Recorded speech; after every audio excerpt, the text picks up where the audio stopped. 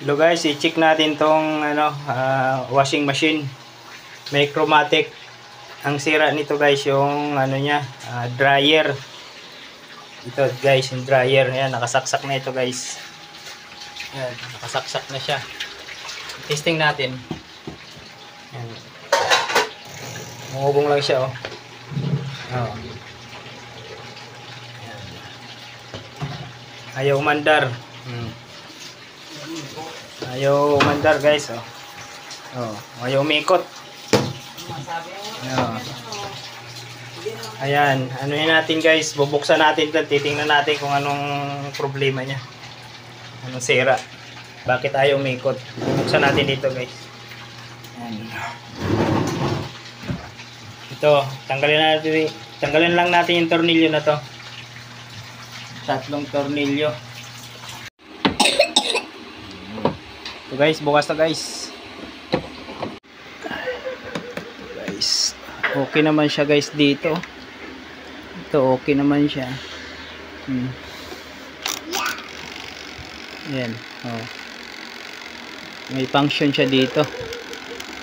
Ito naman. Ito may contact naman siya.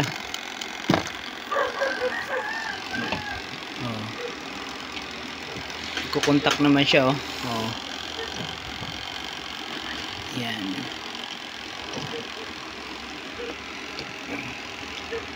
Kukontak.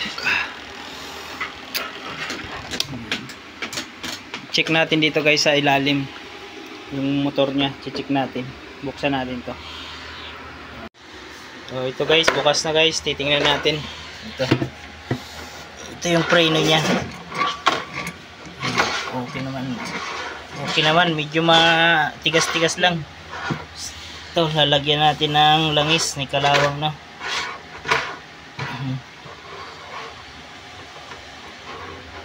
Yan, lalagyan natin ng langis to. Titisting natin.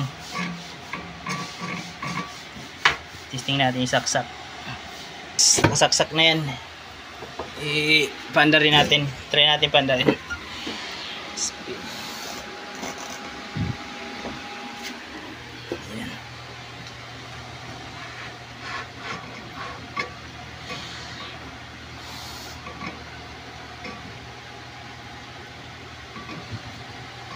Ayaw pa din. Hello guys, na-check naman natin. Wala naman na bago dito sa mga wiring niya guys.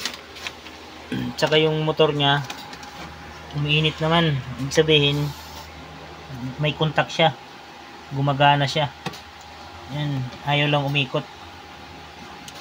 Yan. I-check natin dito sa capacitor. Ito, papalitan natin ng capacitor o dadagdagan natin. Bibili lang muna tayo ng capacitor para sa dryer. Ito kasi capacitor na to dalawa. Yung isa common sila, kumbaga common sila. Yung 10 UF, ayan, 10 UF sa ano to, sa washing machine. Ayan, ayan.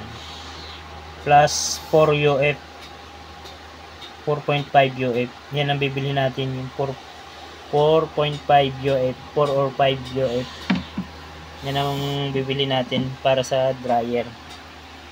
Yan, bibili tayo muna. Wala tayong pampalit.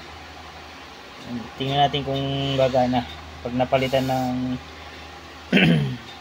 ng capacitor. Yan. Kasi yung wiring niya, okay naman yung wiring.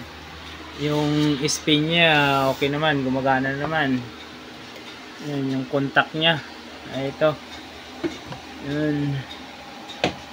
Gumagana naman siya guys. Okay naman dito. Ito. Yan. Yan sa ano niya. Kukontak naman eh. Ayan. Palitan natin yung bibili muna tayo capacitor. Okay guys, sabangan nyo na lang guys. Ito guys, may nabili na tayong capacitor. Ito. 5 UF capacitor. Walang 4.5 capacitor, kaya ito 5 UF. Papalitan natin. Ito. Tuloy natin. Ito yung sa washing machine. Ito. 10 UF. Ito ang papalitan natin. Ito. No, dadagdagan natin. 4 UF. Ito yung sa washing machine. Putulin natin dito guys.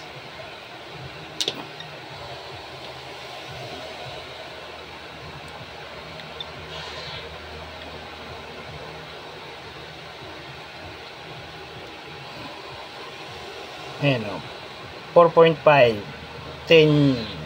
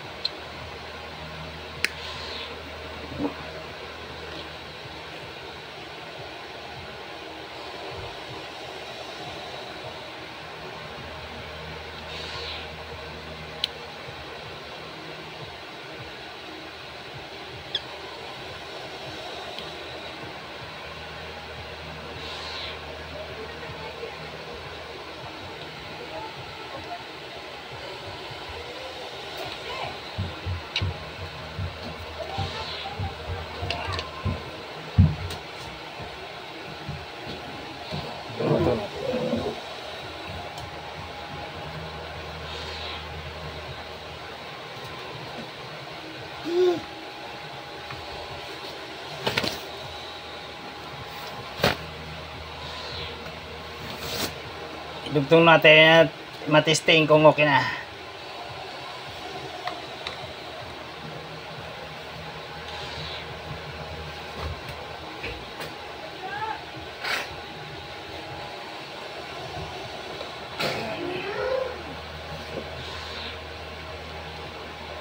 Okay.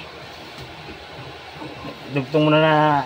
Mamaya natin ano, lagyan ng tape, electrical tape. Testing muna natin kung gagana. Okay. I-plug on muna natin. Plug on natin guys. Yan. Ka-on na siya. Yan. Try natin. Yan. Ito yung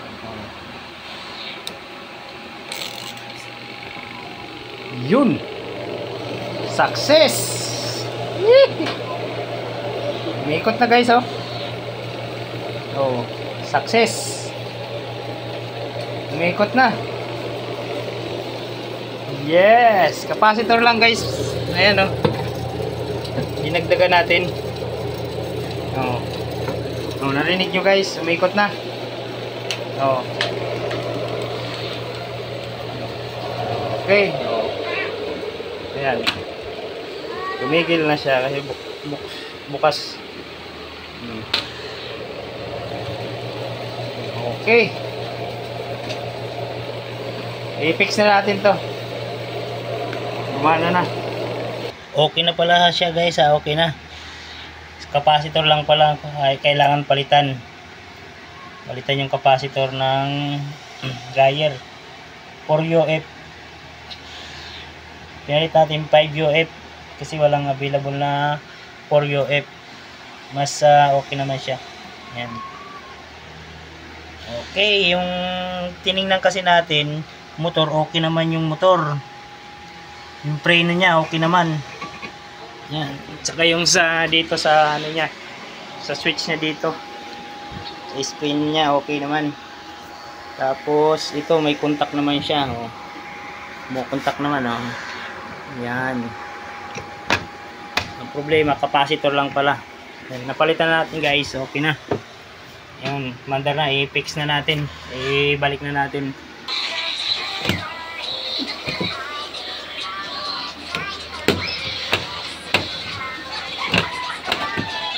Yung ko nga. Testing. Testing.